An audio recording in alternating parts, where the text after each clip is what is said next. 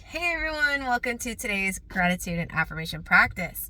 Or really, we're still going through the trip, so let me talk to you about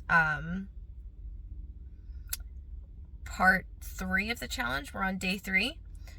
So, second day, and really the true first day of the challenge, we had a memorization.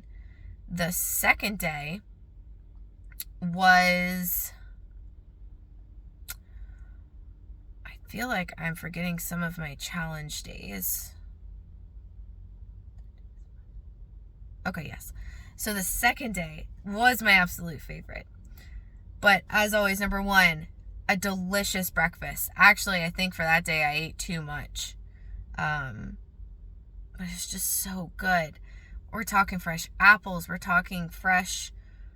there were berries. There were smoothies. There was oatmeal. There was... like an apple dessert. Oh, so delicious. Number 2. So, morning meditation again. Beautiful. And I think it was on this morning where we talked about, like, why are you here? And my first thought is always to say to experience. But I end up going, you know what? But is there anything else?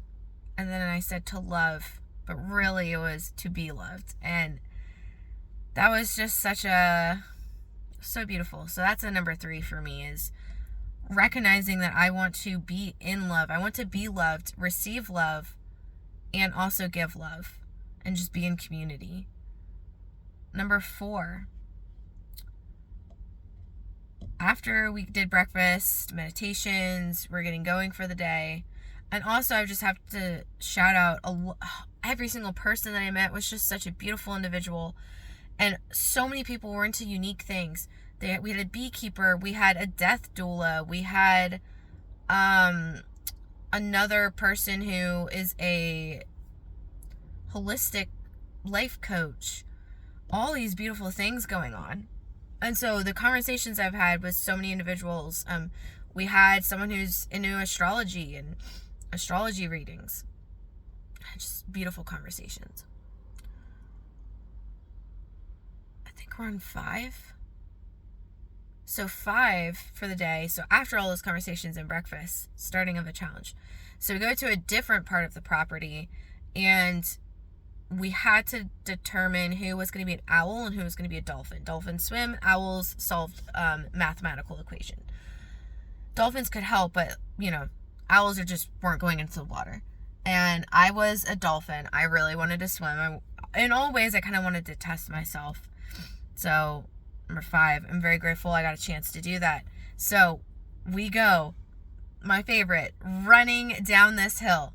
I'm the first one down to the bottom, and you have to wait for your team. We all get there, and then I was the first in the water, and so you swim out to this ring, you unclip something, and then you bring it back with you.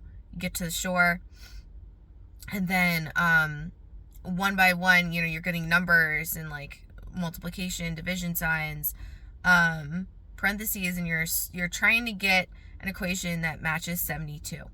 And the least amount of swims was 3. We did it in 4. It just worked out. It was so funny. Number 7, that will always stick in my mind. So I went out there and I was supposed to check both rings. I ended up just checking one because I'm like, oh, I know what these are. I'm swimming back with my number and I got a 10. And I told the other girl, I was like, hey, get a 7. She swims out there. She comes back with a 6.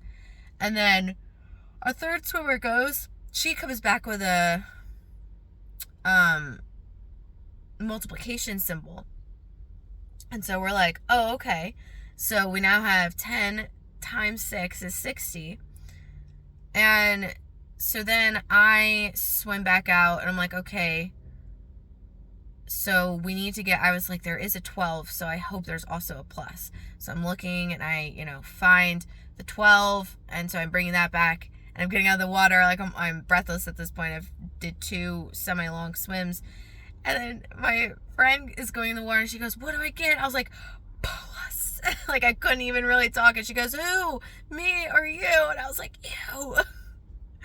Oh my God, we still joke about that. So she came back with a plus. We solved the equation and we're off. We are just running. There's more uphills for us to do.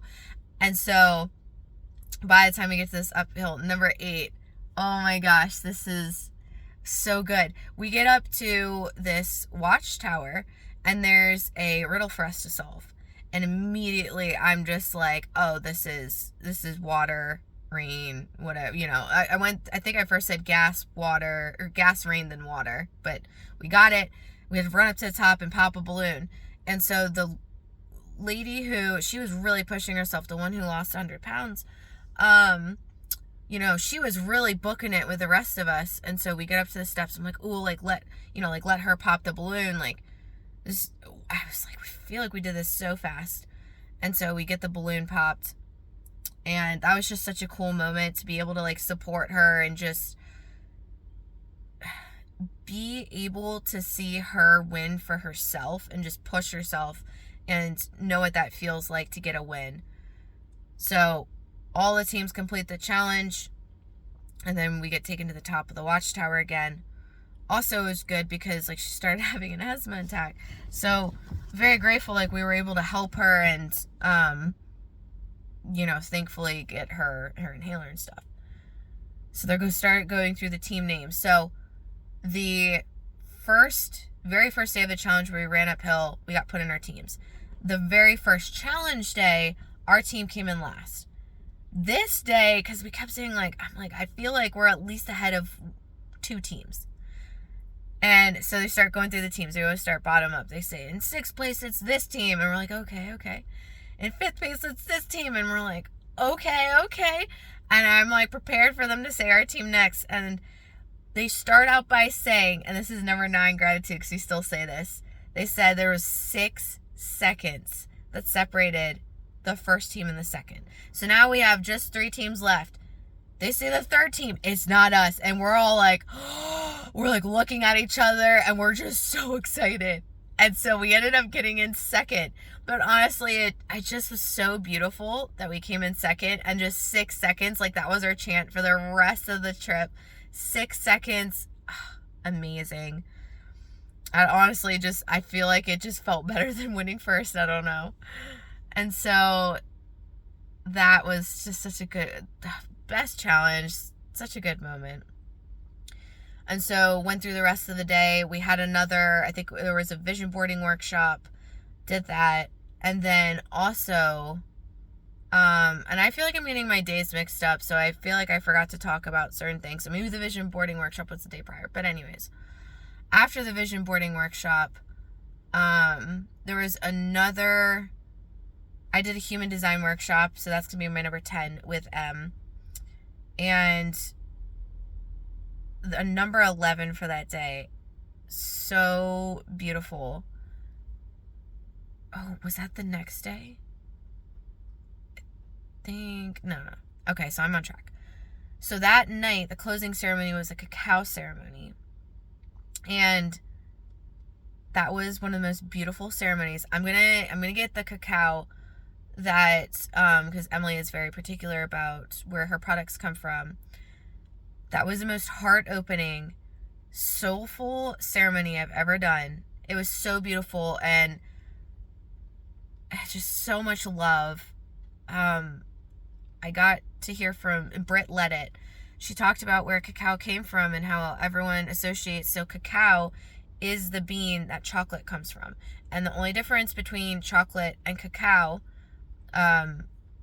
taking out preservatives and other stuff we throw into it, is that you take out the cacao butter, and that's what chocolate is. Chocolate doesn't have the cacao butter. And so she was saying how chocolate is so connected to the Aztecs, but really it goes back to the, oh my gosh, I'm going to butcher the name now, but there's a society that's even older.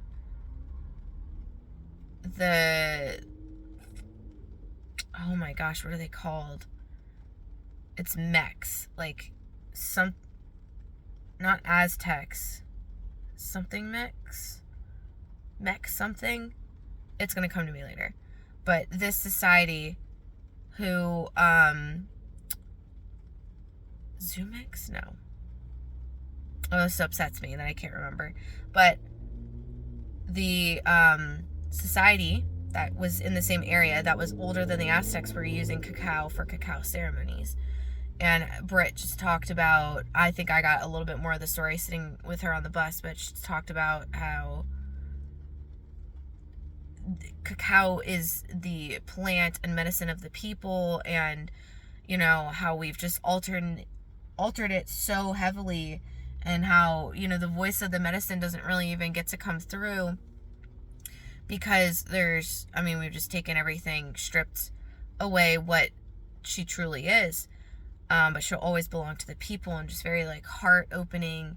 So I had another intense vision session where I met her, the plant, like, she is like, we're going on a journey. And so she brought me into her like hut and started talking to me about love and how to be open to love. And I feel like she told me a lot of things that I, in my brain, don't necessarily remember, but I remember her talking and telling me things that were really comforting about love, especially because last year taught me how to really love myself. I'm going to get so emotional here. And this year has taught me how to love myself even deeper. Love parts of me that I don't think I was doing as good of a job loving.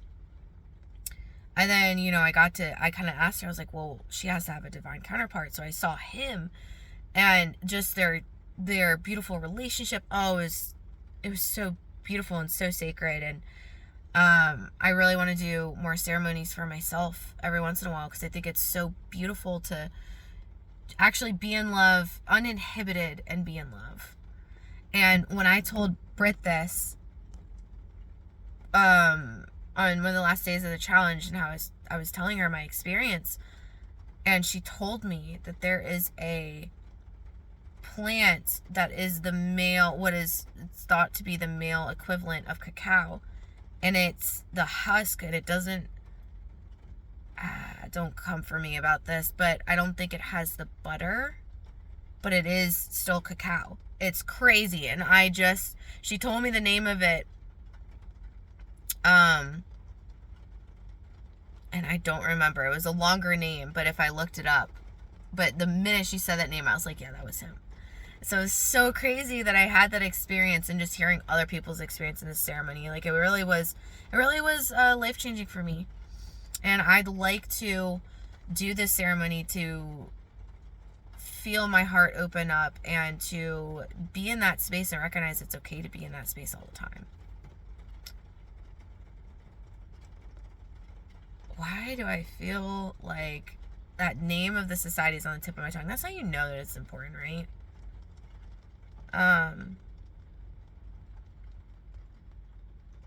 Anyways, if I think of it in another video, I'll tell you. But, so, I think the message for today, if you can hear the rain too, the message for today is going to center on that.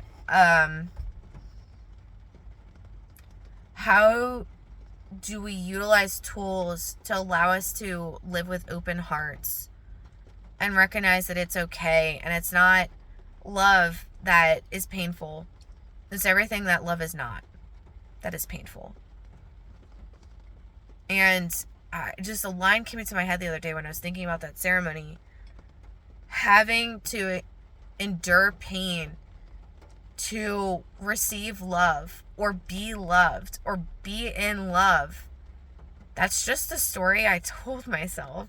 And after this last year, now like year and a half, I am no longer willing to believe that that's true, that I have to be in pain to be loved, be in love. And I hope more people recognize that.